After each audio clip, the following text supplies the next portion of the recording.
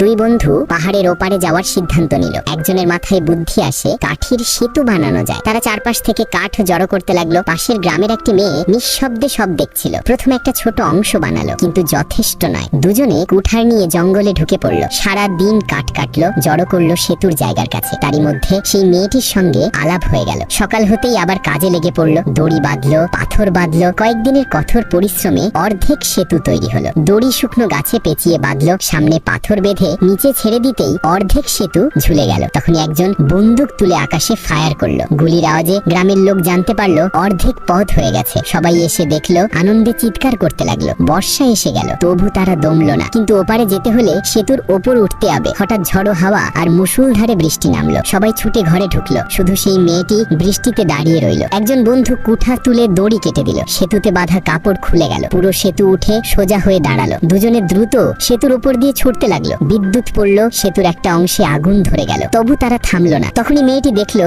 গাছের গোড়ায় বাঁধা একটা দড়ি খুলে যাচ্ছে। মেয়েটি ছুটে গিয়ে দড়ি ধরে টানলো, কিন্তু পুরো গাছ উপড়ে আসতে লাগলো। গ্রামের সবাই ছুটে এলো তার সাহায্যে। ওপারে একজন লাফ দিয়ে পৌঁছে গেল, কিন্তু অন্যজন আর পারলো না। সে শেষবার চেষ্টা করলো, হার মানলো। বন্দুক তুলে আকাশে ফায়ার করলো আর নিজেকে ছেড়ে দিল খাদের মধ্যে। সেই গুলির আওয়াজেই ওপারের মানুষ জানতে পারলো তারা সফল হয়েছে।